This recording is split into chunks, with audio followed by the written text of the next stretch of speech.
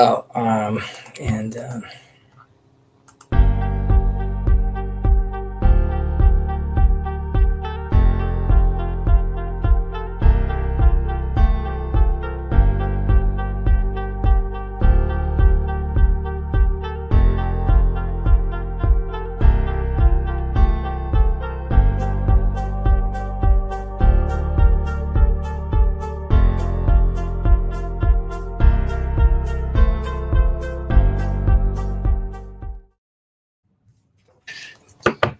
hello, Ben. Shalom, shalom. How are you? I'm doing well. How are you doing? Good. A little under the weather, but I'll be okay. Cold? I don't know. Yeah, maybe like a little cold or something. Just feeling sort of crappy. It's a good reminder, though, how weak our bodies are. Mm-hmm. I sent you. I'm trying it out. We'll see if it's it looks okay. But I took the class we did last week, and I put it through like this, like one of these like AI things that gives you like a little summary. So I sent you this intro. I wanted to know if you wanted to open it up and we just go through the intro and just like a little summary, just to refresh on what we went over last week. Yeah, for sure. Unlike Pirkei Avot, these are a little like you can't really just run through like on the back just as easy. Yeah. Let me see what the best way of doing that. Why can't I open it in preview? In present? No. I'm trying to wait a second.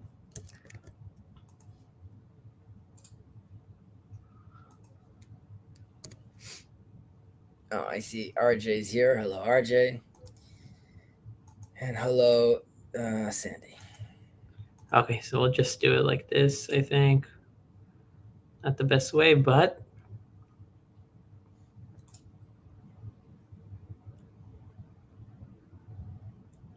I guess I can't. I guess I could present it. No. yeah, but I can break it up. I guess you can do it instead of what you were just showing right now. Yeah.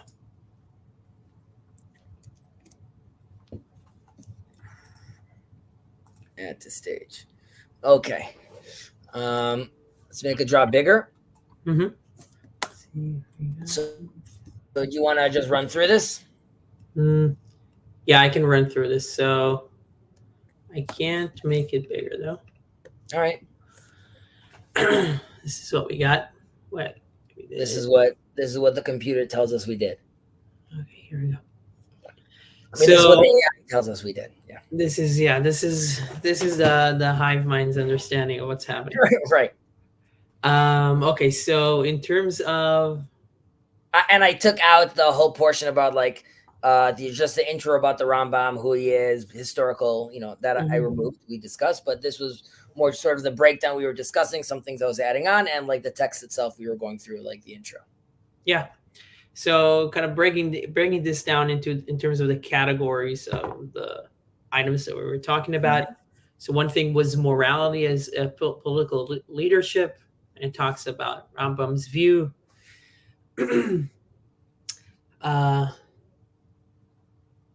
Mentions why the tractate of Avot, Pirkei Avot, the ethics of the father, is even included in the Mishnah. And then how it also speaks more to the judges, the people that hold authority, rather than the layman, even though it could speak to everybody, but really it is addressed to the judges because their moral behavior is a signal for everybody, and they also have the greater capacity, greater impact on society. And we see this, I think I mentioned this last week, but unfortunately we have another example this week where, for example, there was a very unfortunate event in Israel politically with breaking into this army base, and there are government officials that are acting not in a moral way, and they are the signal, right? And they're sending out this message to most people, and it's it could be great, and it could be extremely dangerous as well. Yeah. A lot on their shoulders. Mm-hmm. So talking about morality's core principles. Again, this is all according to the Rambam, right? So we all have to constantly remind ourselves that we're not doing a general class about these concepts, generally speaking, but according to Maimonides in a specific time and a specific context. Right. So he suggested core moral principles are embodied in legal systems, transforming abstract values into enforceable rules. And I would assume that he means, like in Judaism, the principles and the ethics are like embodied those, right? Because I mean, I remember seeing a video series on like medical ethics, for example, Jewish medical ethics, and it was talking about exploring differences between Western ethics and Jewish ethics. I'd say one of the differences that it was talking about that is in Jewish ethics, you can take an abstract principle from a completely different sphere and apply it to medical ethics. So like somebody stole something and how and what the dynamic there should be or the consequences, you can take that, the principles derived from there, and apply it to a medical context, which does not apply in a Western context. In Western context, you have a medical ethics and you have laws of ownership, and those have no affiliation with each other. Okay, so that was that. In terms of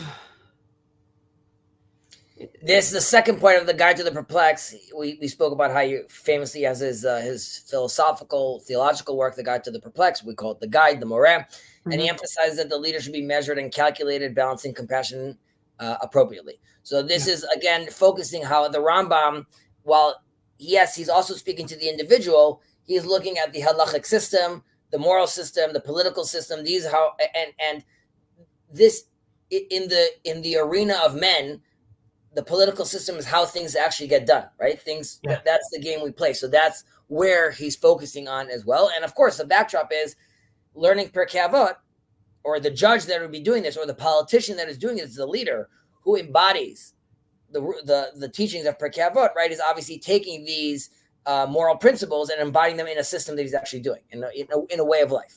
Mm-hmm. Okay. And now talking about the purpose of morality and the path to perfection. So we're talking about, first item is morality leads to great perfection and true success, which Rambam identifies as prophecy, right? So having prophecy in the Rambam's view obviously is the highest form of service or perfection of a person, which is it's on a different level than, I don't know if he would mention that as chassidut or piety or anuva, because like we said, prophecy is a gift. That today. Sorry?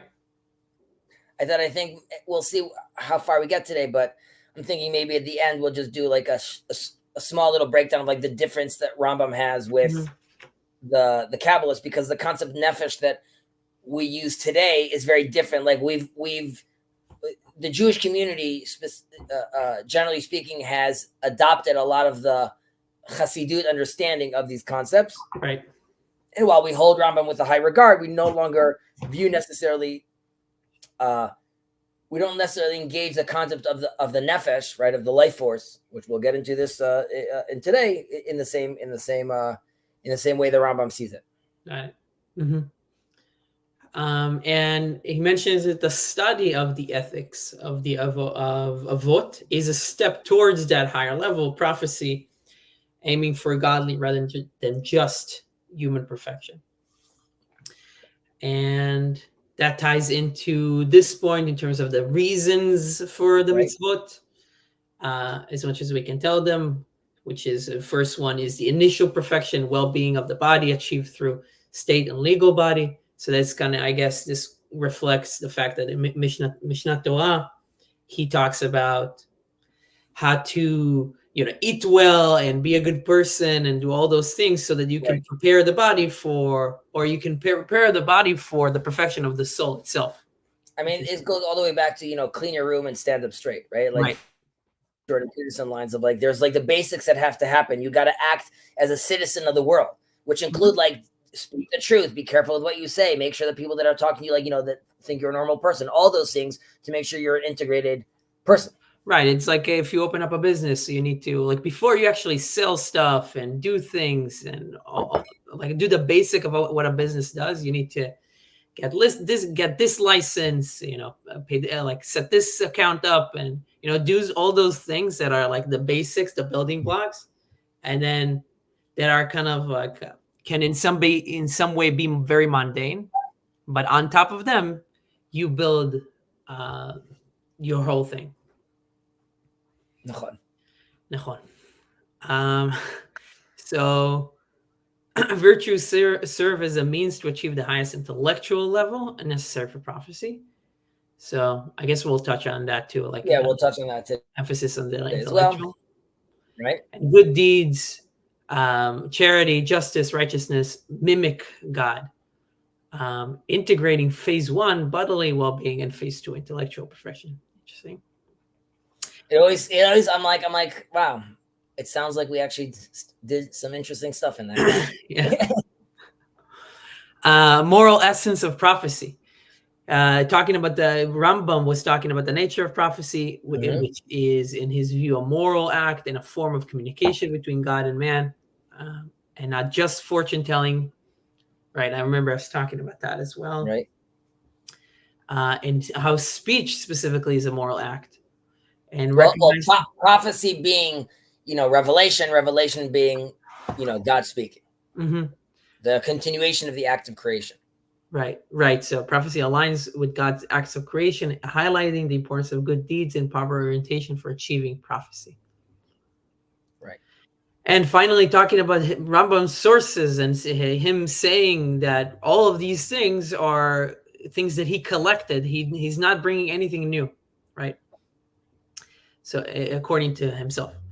And he cites 3 sources: Chazal, which are the Jewish sages, the Talmud, and various other sources, the world philosophers, and then common wisdom. I don't know how he mentions. I guess the translation over here for common wisdom is like when he talks about that he, how does he say it? Let me open up the Hagdama, like I'm saying in his words.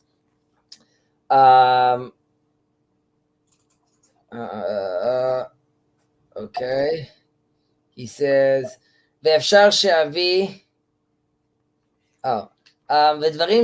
ודע שהדברים אשר אומר בפרקים אלו, אינם דברים שבדיתי מעצמי. These aren't things that I made up myself, and not things that these are not novel ideas. Mm-hmm. I took them from, like we said, the sages, from the philosophers, ומחובורי הרבה בני אדם. Right, so that common wisdom was like, the things that are known out there. There's a common knowledge that we're aware of at the time. And then he has this famous line, which apparently the AI didn't think was important, which is Shema et haemet mipmi she'amra, right? Accept the truth. Hear the truth from he who said it. It doesn't really matter who says it. Another thing that we mentioned in the class was we challenge this by saying we know that in Judaism we say Kol omer davar b'shem omro mavi gula le'olam, right? One who mentions who the source is for this teaching that he's giving, he brings redemption to the world. And we spoke about how that's showing that the eternal nature of these words, of these concepts, and like that's how it's showing the everlasting nature of this world. However, Rambam response to that would be that yes, when teaching Torah, one has to be very careful where it's coming from and the source it's coming from to make sure it's very exact. Right. However, when it comes to and the Torah is a truth that needs to be unearthed. The things he's talking about right now, that what the philosophers know and the common knowledge, these are universal truths that he says are embedded in reality, and that's why it doesn't matter if he's saying it or if the guy down the street is saying it; it remains true regardless. And that's why he doesn't have to mention the source, because there isn't a fear of you saying like, oh, I guess Rabbi X meant this, and you'd be like, no, this is common knowledge that everyone knows, and Right. that's why there's also a self-correcting system to that. Yeah, I have a chavut who I study the brachot with, and sometimes it says, I think it says Amri Inshi, or Yeah. Inshi, right? It says people say. You'll say. And he's always like, what is it like? How did they were able to get off, like not get off, but how are they able to just put people say, and that is valid. That is valid for the Talmud to say, oh, okay, people say, if people say, then we trust it. Don't you need to say, like, isn't it like one of the Tanaim, one of like the people, the sages, like how is this like enough? So I guess there is this difference between, these are like general wisdoms that we would get to that are just available to us. Right? Like I'm saying, like wisdom in the world, the human nature has proven many times over, its great capacity with regards to its intellect and what it could understand and perceive from the world. And many of these things have clearly worked towards our benefit. And that's why they can't be ignored. The question is like where they are on the hierarchy of our values, how we look at these things, right? So obviously this is all part of the things we're going to be discussing. I'll just mention that, is it worth mentioning over here? Okay. So basically when it says over here about, you know what? No, it's going to take us to a different place. Forget it. Okay. So I think, first of all, what do you think about doing this in the beginning of each we can do it. I think if we keep it, if we can keep it to like 15 minutes so it doesn't take off from the general discussion, I'm down with that. And, okay, awesome. Okay, let's go into chapter 1. Into chapter 1. Okay, so I think we're going to do what we did last time, which is like we'll read through it. We'll read through it, and then we'll just sit down and just start sort of breaking down these ideas. Like just like the word nefesh, like there's a lot to talk about, right? And that's just right. Yeah, I mean, he talks about the 5 levels. I think. So okay. So do you want to take it away? I can take it. Yeah. Okay, I'll start with do you want me? Should we do both the languages? Or should we do both the languages? It's not super. Yes. It makes sense to do both the languages. Yes, let's do both. Okay, let's do it. Once I get to the top.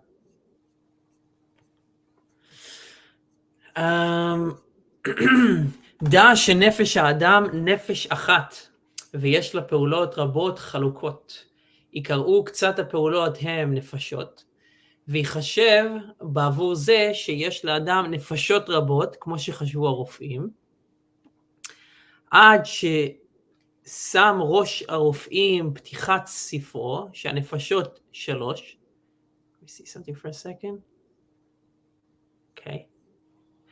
שהנפשות 3, טבעית וחיונית ונפשית, ופעמים שיקראו כוחות וחלקים, עד שיאמר חלקי הנפש, וזה השם יעשוהו הפילוסופים הרבה פעמים, ואינם רוצים באמרם חלקי או חלקי שהיא מתחלקת תחלק הגופות, אבל הם מונים פעולותיה החלוקות שהם לכלל הנפש כחלקים לכל המחובר מהחלקים ההם. Do we want to just pause here or do all of it? I think we should do all of it. Okay. ואתה יודע שתיקון המידות הוא רפואת הנפש וכוחותיה, וכמו שהרופא אשר ירפא הגופות צריך שידע תחילה הגוף אשר ירפאו כולו, וחלקיו מה הם, רוצה לומר גוף האדם, וצריך שידע איזה דברים יחלאו וישמר מהם, ואיזה דברים יבריאו ויכון אליהם, כן רופא הנפש והרוצה... יכוון אליהם, כן רופא הנפש והרוצה לתקן המידות, צריך שידע הנפש בכללה וחלקיה, ומה יחלה אותה ומה יבריע. By the way, I don't know if you're noticing over here, like, the term refuat nefesh, right, comes from here. Yeah. ומפני זה, אומר שחלקי הנפש הם 5. הזן, והוא הנקרא הצומח, והמרגיש, והמדמה, והמתעורר, והשכלי. וכבר הקדמנו בזה הפרק שדברנו אינו רק בנפש האדם, כי כוח המזון שיזון בו האדם על דרך משל, אינו כוח המזון שיזון בו החמור והסוס. כי האדם ניזון בחלק הזן מן הנפש האנושית, והחמור ניזון בחלק הזן מן הנפש החמורית, והתמר ניזון בחלק הזן מן הנפש אשר לה. ואומנם יאמר על כל ניזון בשיתוף השם לבד, לא שהעניין אחד בעצמו, וכן יאמר על האדם ובעלי חיים מרגיש בשיתוף השם לבד, לא שההרגש אשר באדם הוא ההרגש אשר בשאר בעל חיים, ולא הרגש אשר בזה המין הוא ההרגש בעצמו אשר במין האחר.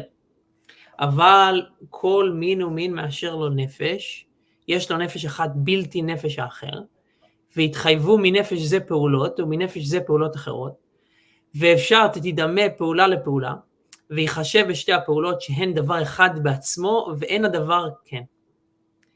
והמשל בזה 3 מקומות חשוכים. והמשל בזה... Let's when we get to the end of the light parable, mashal, or let's stop and we'll read in English and we'll continue. Okay. והמשל בזה 3 מקומות חשוכים. האחד מהם זרחה עליו השמש וההיר, והשני זרח עליו הירח והאור, והשלישי הודלק בו הנר וההיר. הנה כל אחד מהם נמצא באור, אבל סיבת זה האור ופועלו השמש, פועל הירח, פועל אחר האש. Do you want to stop here? It ends with בלי אמיתות. כן, פועל הרגשת האדם, הוא נפש האדם, הוא פועל הרגשת החמור, הוא נפש החמור, הוא פועל הרגשת הנשר, הוא נפש הנשר, ואין להם עניין שיקבצם אלא שיתוף השם בלבד, והבן זה העניין שהוא נפלא מאוד, ייכשלו בו הרבה מן המתפלספים, ויחייבו ממנו הוכחות ודעות בלתי אמיתיות. Yeah, okay. So that was a lot. Well, what do you say? It's funny? Mitpalsef is like a word like in modern Hebrew. I've used it many times. I've never had an idea that it means like philosophers. So, yeah. Okay. I can do this in English as well. Sure. Yeah. Chapter 1, concerning the human soul and its faculties. Interesting. It has a small... Even the fact that they're writing over here soul for nefesh is already like, I mean, the problem is the second is translated from Hebrew to a different language. You're already talking about commentary, not a translation. Right, yeah. But all good. He has to pick one commentary. So yeah. Know that the human soul is one, but that it has many diversified activities. Some of these activities have indeed been called souls, which has given rise to the opinion that man has many souls, as was the belief of the physicians, with the result that the most distinguished of them... That's Galanias, or Galan, in Hebrew Galanias, or whatever it says over there, number 3, if it gives you like...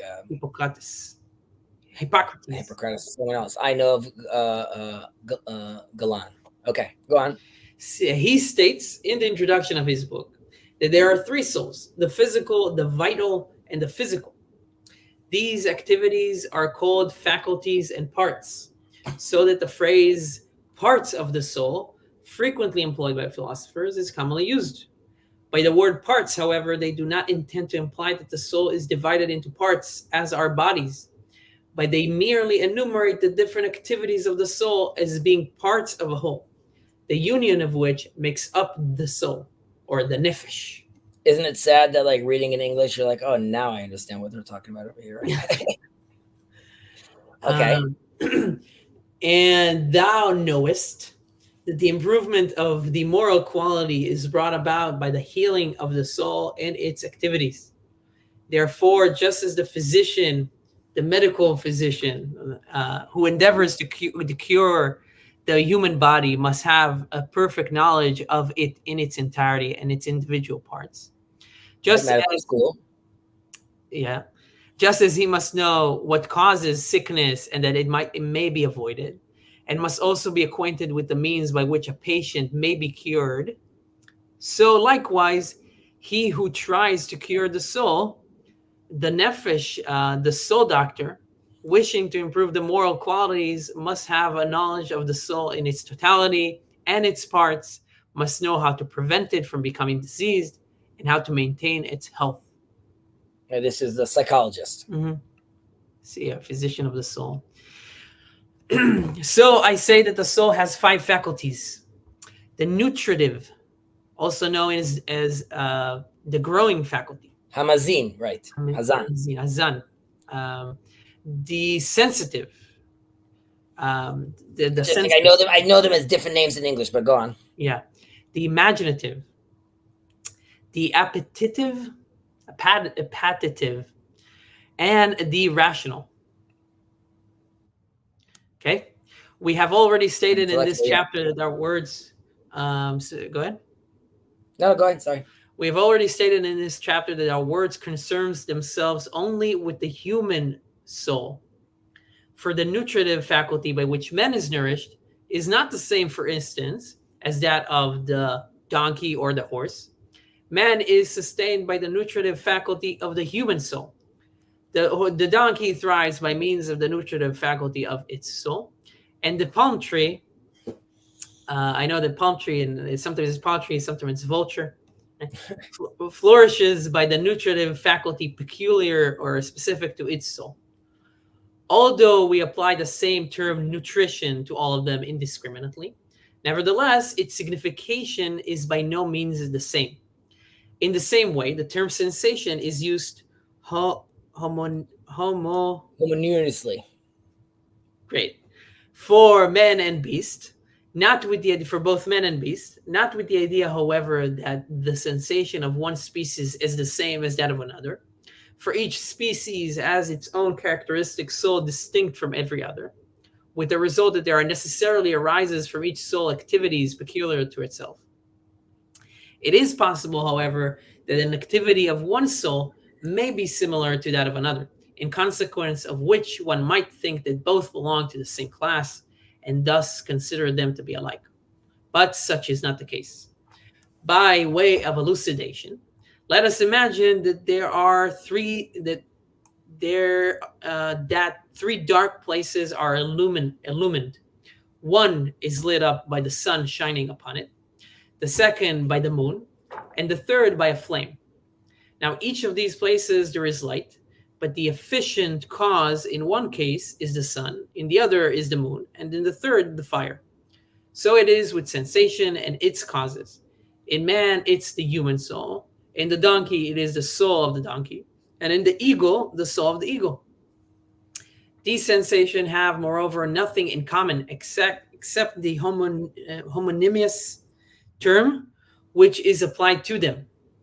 Mark well this point, for it is very important, as many so-called philosophers Burns. Yeah. Shots fired. Okay. Have fallen into error regarding it, in consequence of which they have been driven to absurdities and fallacies. Right. We spoke a little about the calamists about this last week. We'll touch about it again. Mm-hmm. It's interesting that the AI didn't track that, but or didn't think it was important enough. Okay, so thank you for reading that. Let's start with the nefesh, right? So in this chapter, Maimonides is exploring the concept of the human nefesh, mm-hmm. Which in Hebrew means soul, like what we see over here, or neshama also, or it means life force. And it's, in this case, it's representing the essential vitality, right? That really allows us to be animated living beings. And it's also linshom. It's connected also to the word to breathe as well, right? So there's, I would say, 4 categories that we could look at nefesh. There's like a life force, right? So it's distinguishing from inanimate objects, right? So I'm not a tree, obviously, or a rock. There's the levels of the soul, right? So in Kabbalah, the lowest level of the soul is connected to like the basic instincts and survival, that would be called nefesh.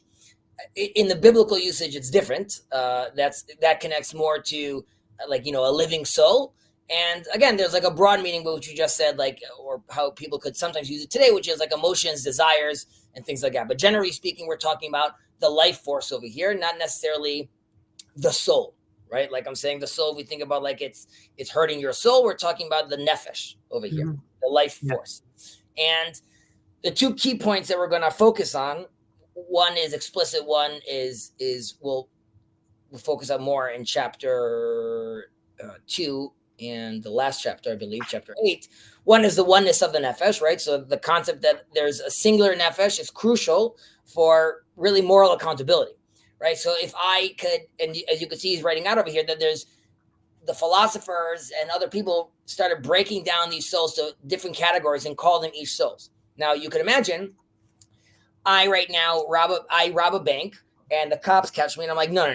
That was my wild soul. That wasn't like me, right? So like, then I can't take responsibility because I'm split into these different peoples and really world responsibility to be undermined. So it's very important for him, again, at that time to speak about how, because clearly people were misunderstanding these concepts and he wanted to make sure if one is to take responsibility, AKA take on ethical behavior, AKA Pirkei Avot, right, as we're talking about, then it's going to be very hard if this person has a split personality or let's say a split soul, so to speak, with how he takes on responsibility and how he even sees himself. Right. And you can throw the blame on, oh, well, that was another part of me that I don't necessarily control.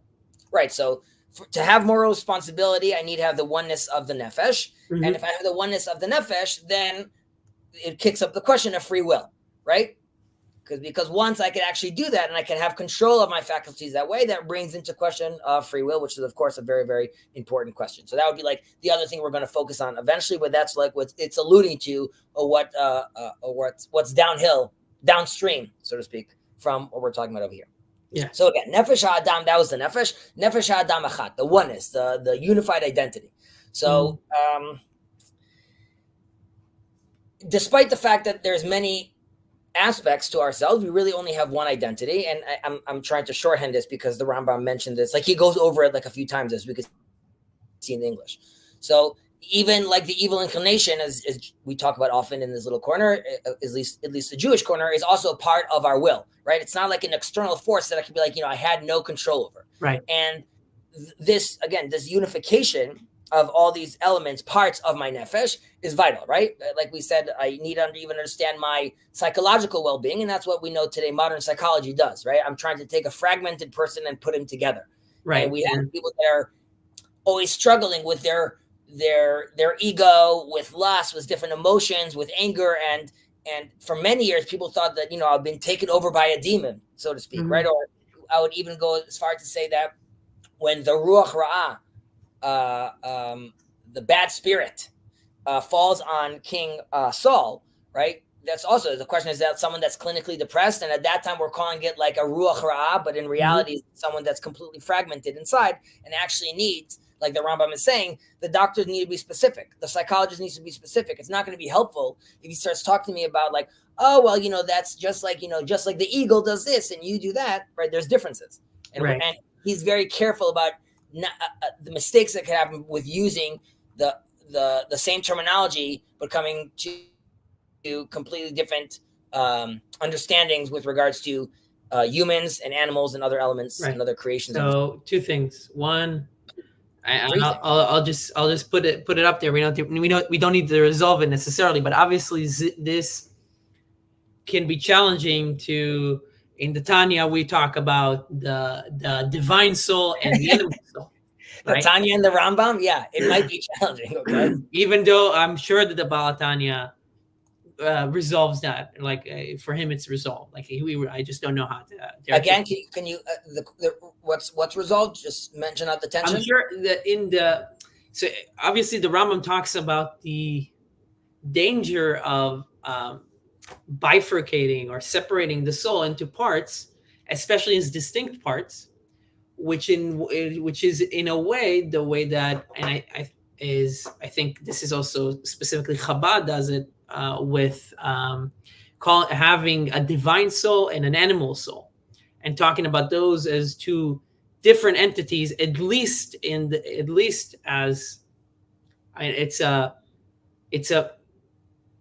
a language that they use, but it goes very deep. I mean, it's, I don't know how high you can take it. The big difference, and well, I said like I would talk about this at the end, but like one of the differences that you're touching upon right now would be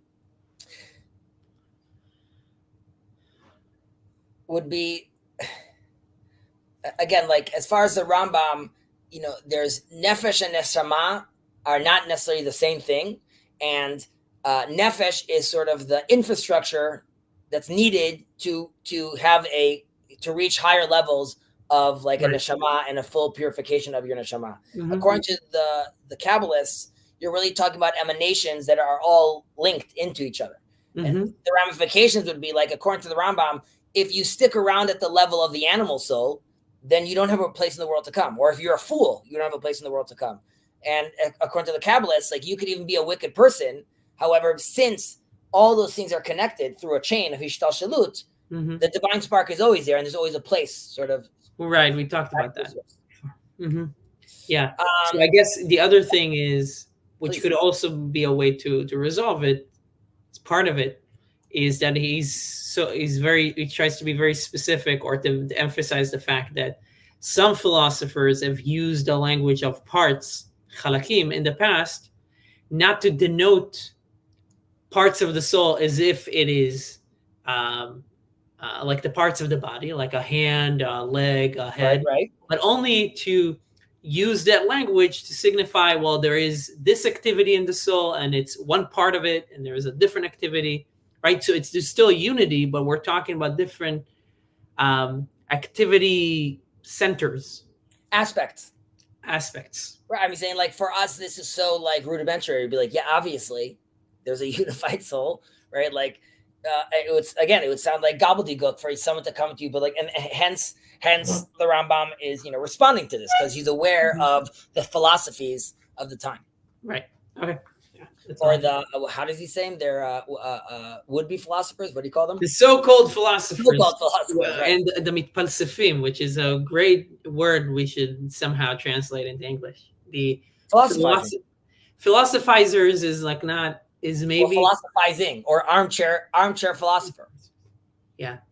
But mitpalsefim has a much better... Yeah, litfalsef. Yeah. The word today in Hebrew is atachofel. But yeah.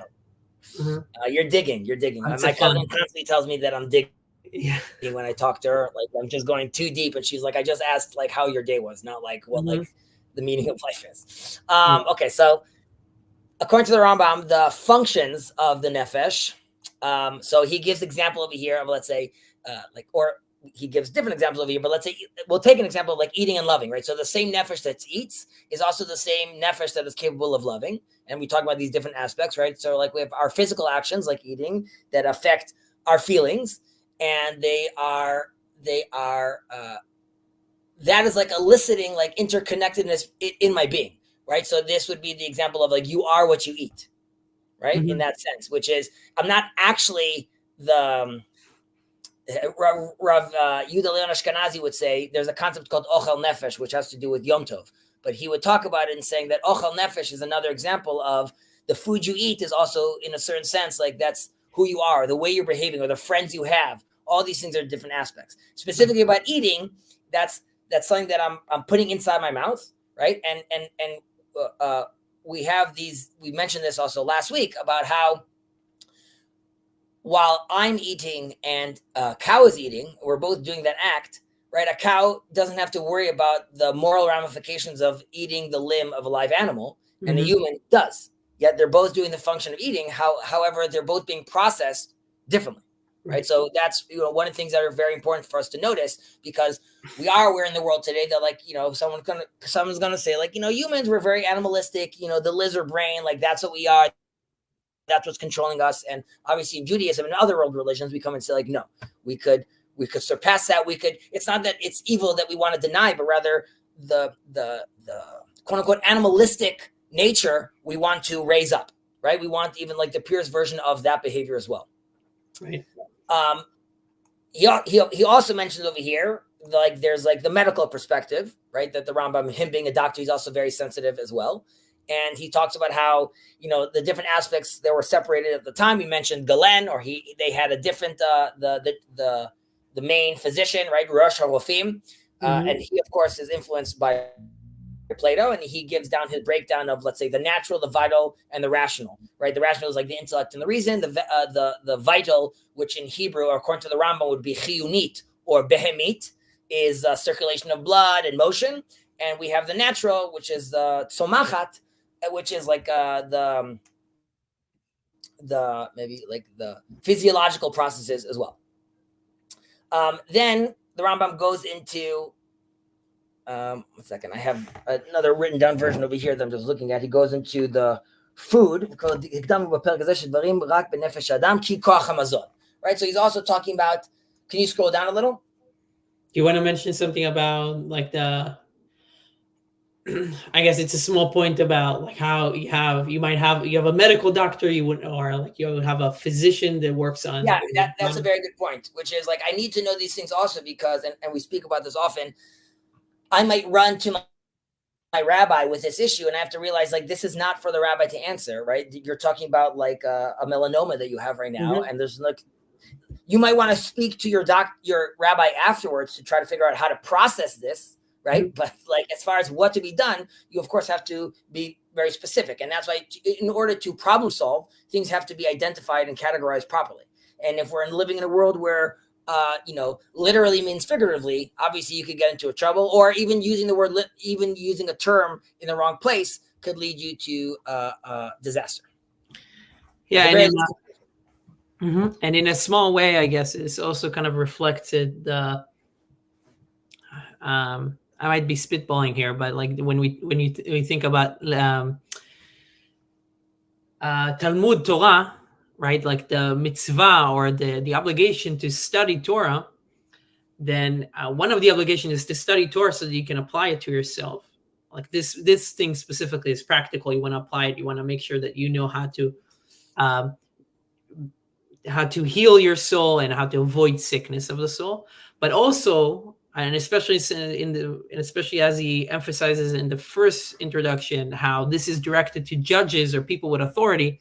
You want to be able to do that to other people, teach them that, and use your influence and your knowledge of the soul to perfect other people's souls as well, and help them perfect their souls. So I think that's might be an important point. And that's a very much like a likutei moharan, right, concept, which we talk about a lot, which is like, the only way that likutei moharan feels comfortable saying about, engaging the wicked man and trying to find merit in him, right? That's all a conversation of like you identifying that aspect in his soul, you letting him see that aspect himself, him realizing that will then allow you to elevate him, right? So that's, you're talking about, in that sense, like a psychologist, right? Or someone, a psychologist would be the profession, but anyone skilled in understanding the soul or the nefesh, right? That would be the job, right? Engaging someone right now, even someone wicked, and trying to figure out together with him how we reconstruct. Yeah. So I think that was a very good point. Okay, so just because he mentions like the food often over here, if you could go to 1 second. Yeah, let's scroll down.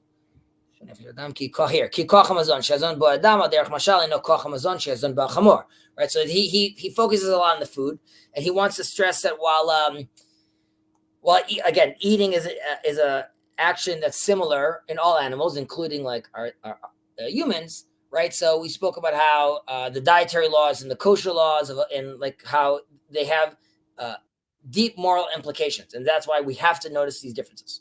And we see again him using this different analogy. He takes the light analogy that you so eloquently read, and he talks about basically we spoke about the moon, the sun, and a flame.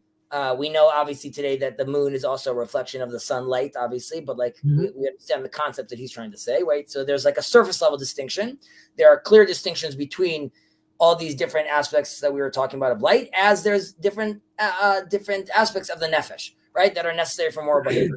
Even though I'm calling them all nefesh, each one acts differently. I use the light differently. They illuminate differently as well, and they have different effects, right? The sun also illuminates, but it also creates a tremendous amount of heat, right? The light of the moon is a different kind of light, right? And of course, in Jewish tradition, we also relate to these different luminaries differently, and we have different prayers for these different luminaries as well. And now, I would mention though that the Rambam is of course also telling us that there's an underlying unity as well, right? So behind all these aspects is the oneness of the nefesh, right? So he's focusing right now how people divided this, but what's underneath that, he's constantly going back then and saying it's all one, it's all one, it's all one, ultimately. So we could look at all these different things, but it's all one with different aspects, which then which is the next part we're going to read, which he goes into now the 5 different aspects of the nefesh, and he breaks them down it's quite lengthy, but I think it'll go by fairly quickly. Okay. 1 second. Let's make sure. Let's go back up because you're almost there, right? We just got there. So sensation causes in man, it's human soul. In the donkey, it's the soul of the donkey, and the eagle is of the eagle, right? So it's talking about these different nefashot. And this is what a lot of people got wrong. Okay, no problem. Let's continue with after this line. Yes, vashuv. Okay. והשוב אל כוונתנו בחלקי הנפש ואומר, החלק הזן ממנו הכוח המושך, החלק הזן, the nutritive one we were talking about, he's mentioning them again, and now he's going to expand on them. break them down, yeah.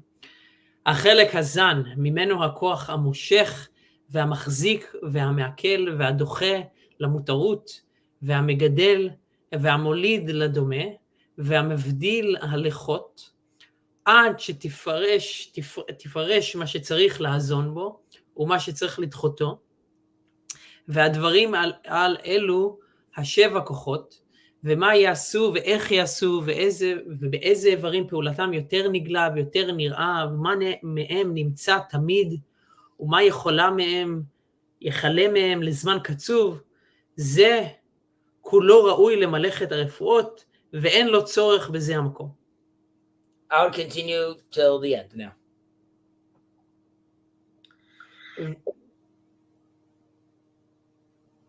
Continue until the end? Yeah, I would continue because we just go through all 5 of them right now, and then we'll just give them we'll give a breakdown. Summary, yeah. והחלק המרגיש ממנו הכוחות 5 המפורסמות אצל ההמון.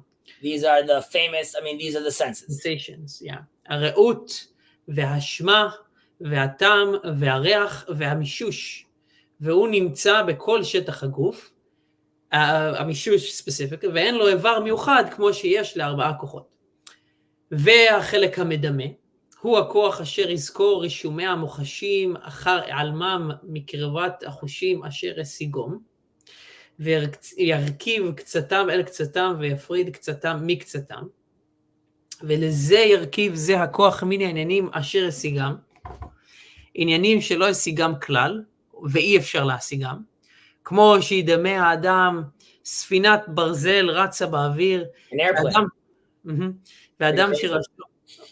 ואדם שראשו בשמיים ורגליו בארץ, ובהמה ב1000 עין על דרך משל, והרבה מאלו הנמנעות ירכיבם הכוח המדמה וימציאם בדמיון. ובכאן טעו המדברים, הטעות המגונה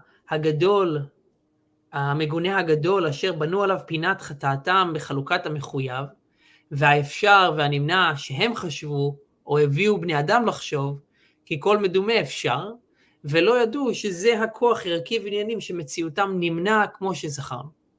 We mentioned this a little last week, we'll mention it again. והחלק המתעורר הוא הכוח אשר בו ישתוקק האדם לדבר אחד, או ימסהו, ומזה הכוח יבוא מן הפעולות, בקשת הדבר והבריחה ממנו, ובחירת דבר אחד והתרחק ממנו, והכעס והרצון והפחד והגבורה, והאכזריות והרחמנות, והאהבה והשנאה, והרבה מאלו המקרים הנפשיים.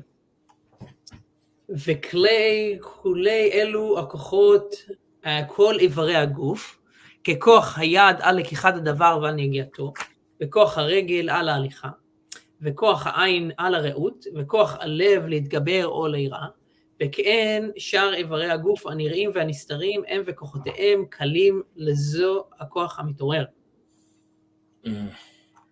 החלק השכלי הוא הכוח הנמצא לאדם אשר בו ישכיל, ובו יהיה ההסתכלות, ובו יקנה החוכמות, ובו יבדיל בין המגונה והנאה מן הפעולות, ואלו הפעולות מעין מעשי ומעין עיוני, והמעשי ממנו מלאכת מחשבת. I mean, we see this from the Bible. This has to do with Betzalel, but also the idea of computing. Machshev comes from that. מחשבת.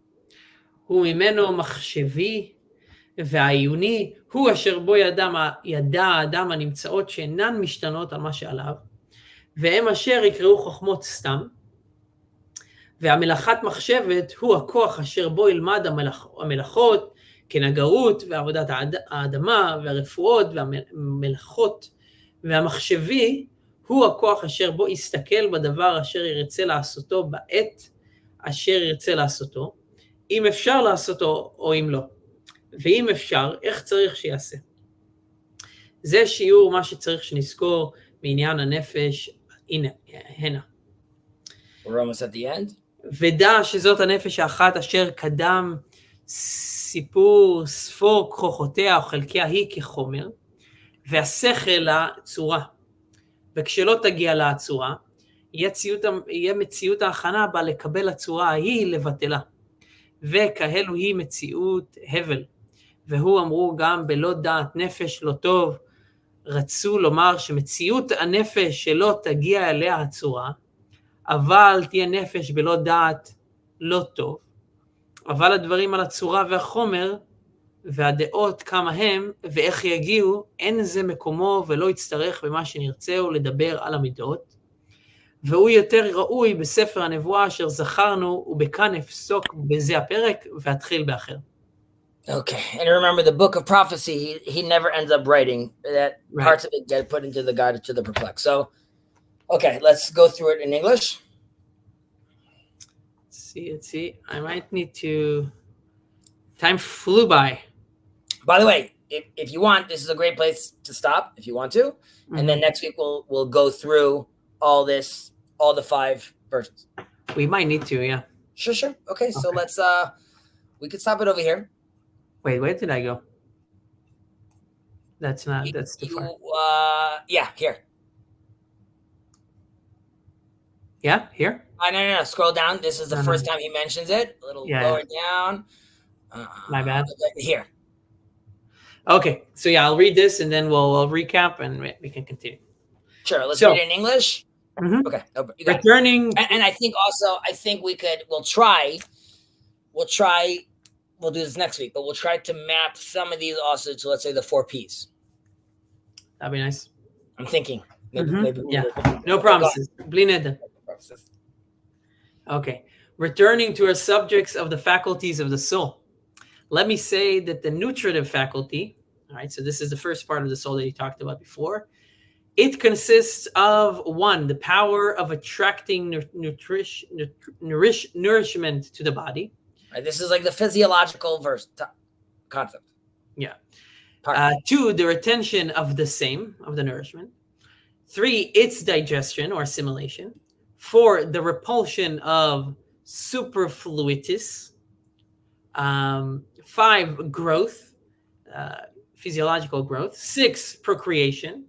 And 7, the differentiation of the nutritive juices that are necessary for sustenance from those which are to be expelled. The detailed discussion of these, the detailed discussion of these 7 faculties, the means by which and how they perform their functions, in which members of the body their operations are most visible and perceptible, which of them are always present and which disappear within a given time, belongs to the science of medicine and need not be taken up here. Notice, by the way, like he does this on the rest, but like he just gave a full explanation, then said like, but we don't need to expand on this right now. Like, okay. Don't need to expand more on the explanation. Yeah. The second, the faculty of sensation, consists of the 5 well-known senses of seeing, hearing, tasting, smelling, and feeling. The last of which, feeling, is found over the whole surface of the body, not being confined to any special member, as are the other four faculties. The imaginative faculty is that faculty which retains impressions of things perceptible to the mind after they have ceased to affect directly the senses which conceive them. This faculty, combining some of these impressions and separating others from one another, thus constructs out of originally perceived ideas some of which it has never received any impression, and which it could not possibly have perceived.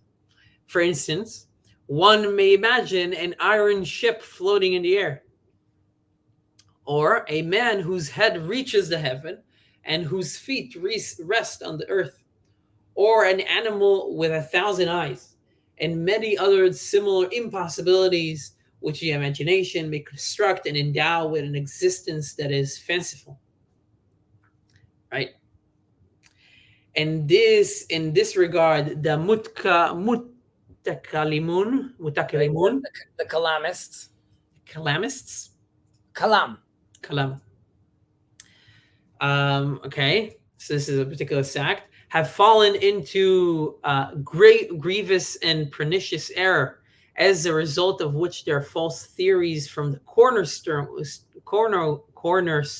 of a sophistical system, which divides things into the necessary, the possible, and the impossible, so that they believe and have led others to believe that all creations of the imagination are possible, not having in mind, as we have stated, that this faculty may attribute existence to that which cannot possibly exist.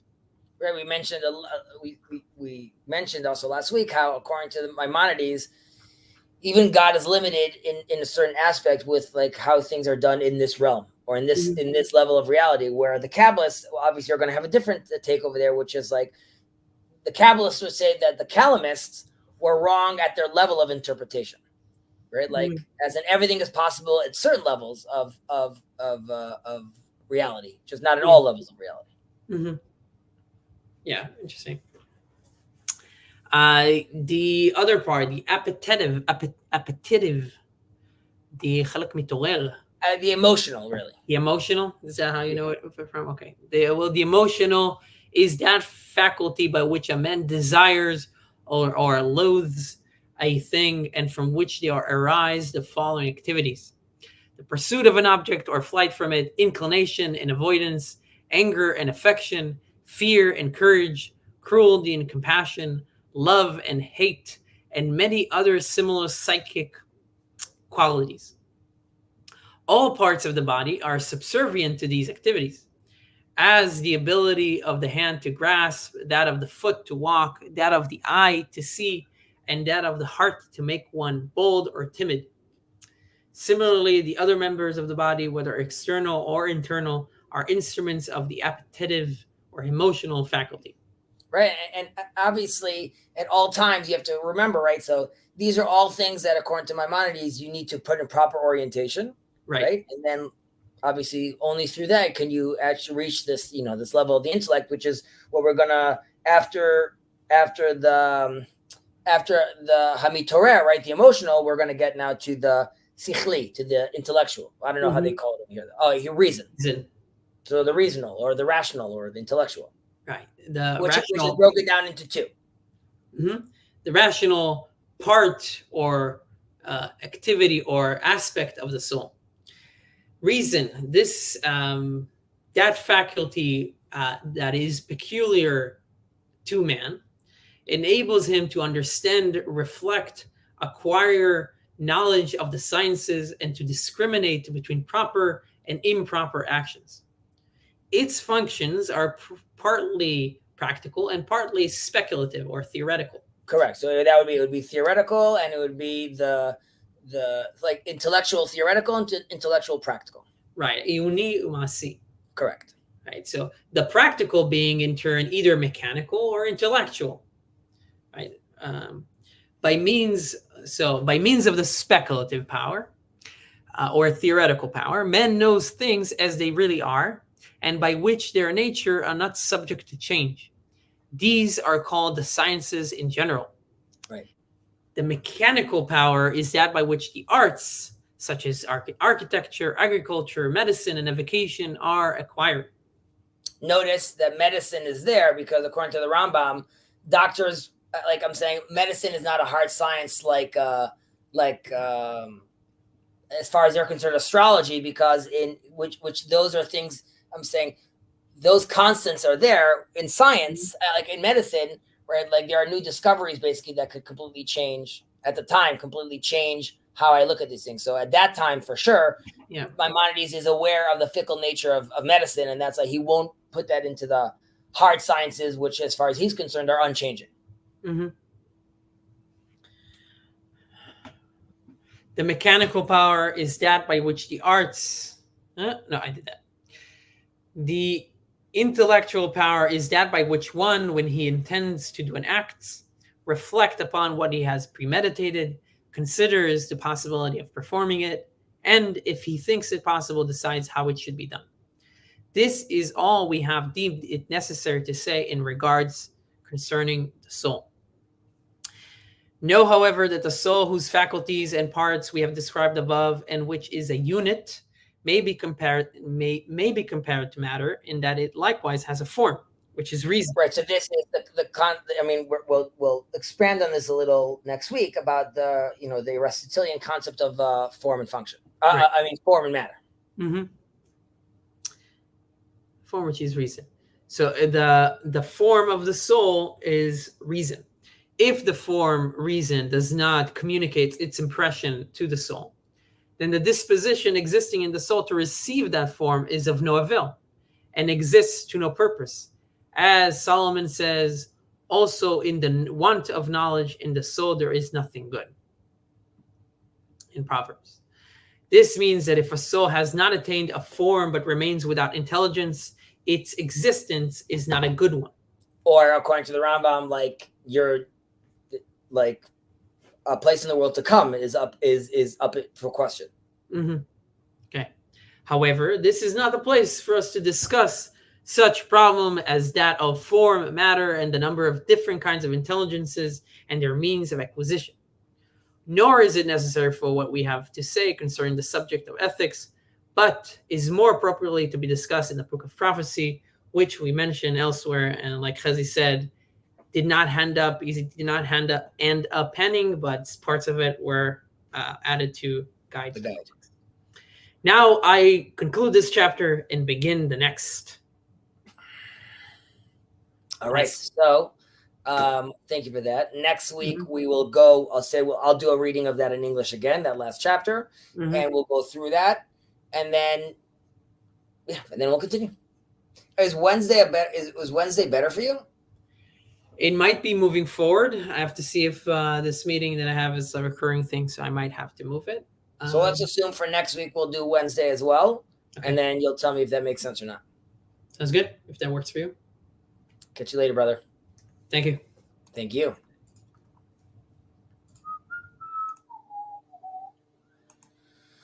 All right. Very nice. I'm going to stay on for another... What time was it? 10:05. Another 5 minutes. Not long. Other work to be done.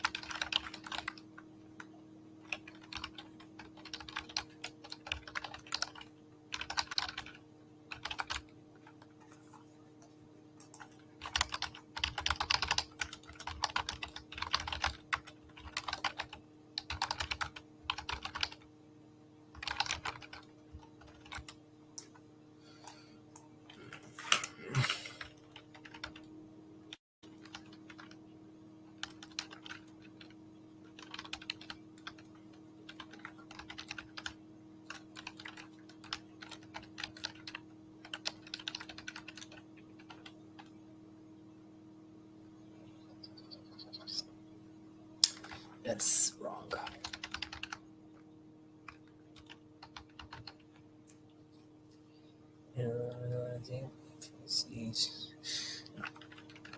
If they want.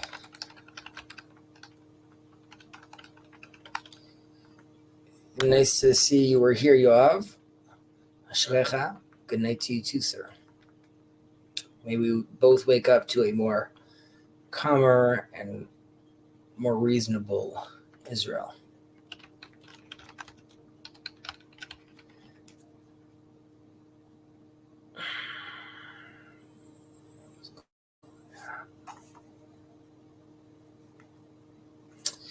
All right.